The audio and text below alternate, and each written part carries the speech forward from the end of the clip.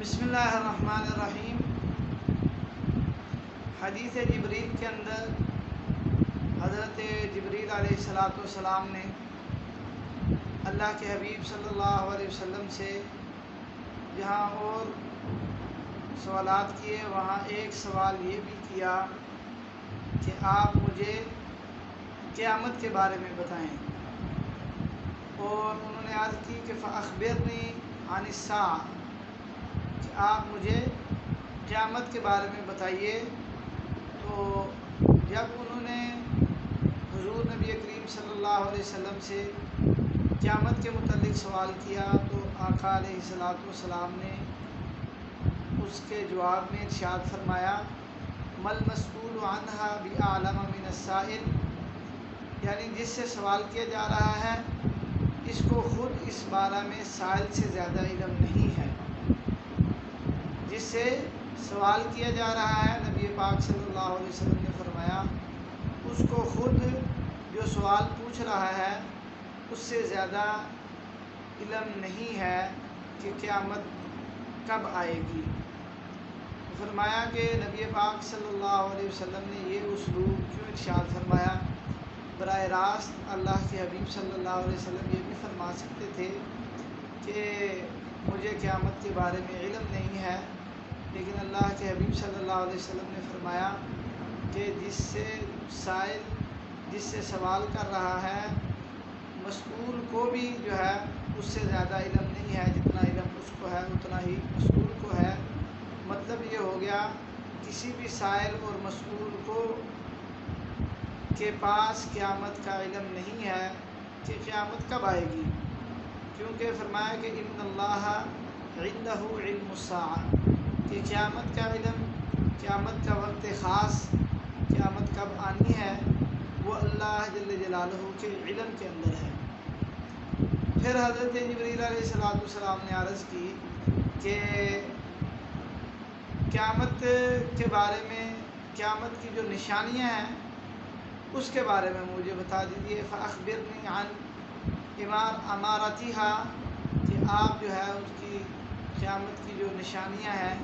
اس کے بارے میں مجھے بتا دیجیے۔ تو حضور علیہ السلام نے ان کے اس سوال کے جواب میں ارشاد فرمایا کہ قیامت کی نشانیوں میں سے ایک یہ نشانی ہے کہ لونڈی وہ اپنی مالکہ کو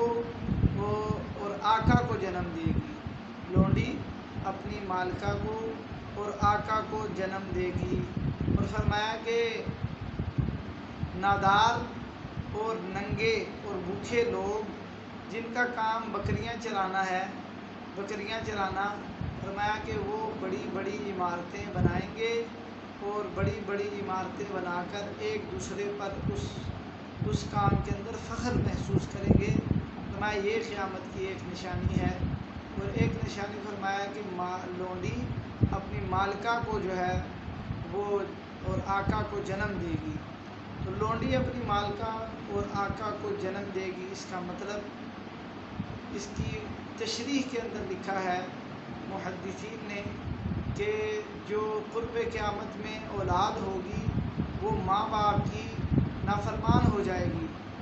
اپنی مالکہ کو جنم دے گی کا مطلب یہ ہوا کہ جو ایک لڑکی ہوتی ہے وہ اپنی والدہ کی نافرمانی کرے یا اپنی ماں کی کسی بات کو ٹھکرائے، یہ ایک بہت جو ہے مشکل کام ہوتا ہے ایک بچی کے لیے۔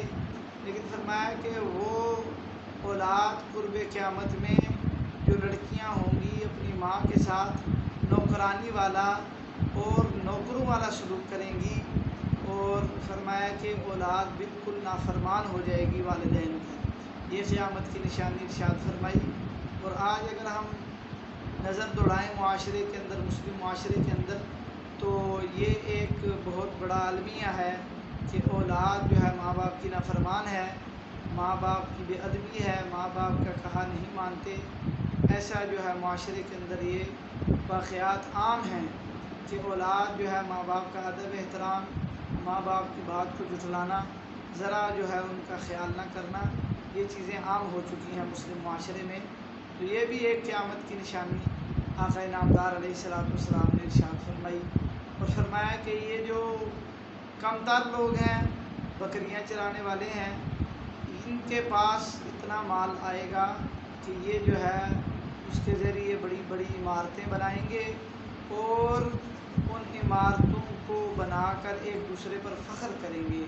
فرمایا یہ بھی ایک قیامت کی نشانی ہے۔ تو آج دیکھا جائے ایسے لوگ ہیں کہ جو بالکل جو ہے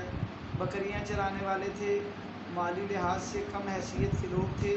اب ان کے پاس مال ہے اور اب وہ بڑی بڑی عمارتیں بھی بنا رہے ہیں، بڑے بڑے محل بنا رہے ہیں اور اس کے اوپر جو ہے فخر کرتے ہیں، مقابلہ بازی ہوتی ہے کہ اس نے اگر ایک گھر بنایا یا ایک عمارت بنائی تو میں دو بناؤں گا، اس نے اگر بڑی بنائی تو میں اس سے بڑی بناؤں گا۔ یہ بات بھی معاشرے میں عام ہو چکی ہے۔ تو اللہ جل جلالہ ہم سب کو ان ساری کی ساری جو نشانیاں قیامت کی حضور علیہ السلام نے بتلائی، اس میں ماں باپ کی نافرمانی اور جو ہے مال اور جو عمارتیں ہیں ان کے اوپر فخر کرنا ہے۔ تو اللہ ہم سب کو ان دونوں چیزوں سے بچائے اور ماں باپ کی فرما برداری نصیب فرمائے، اور جو ہے فخر ہمیں وہ مسلمان ہونے پر، ایمان والا ہونے پر، اسلام والا ہونے پر اللہ پاک ہمیں فخر کرنے کی توفیق دے۔ تو باقی جو بھی اللہ کے حبیب صلی اللہ علیہ وسلم نے چیزیں اس طرح کی ارشاد فرمائی جن کے اندر جو ہے تو ایک نافرمانی کا پہلو آتا ہے، اللہ پاک ہماری اور پوری امت مسلمہ کی اس سے حفاظت فرمائے۔ وآخر دعوانا ان الحمد للہ رب العالمین۔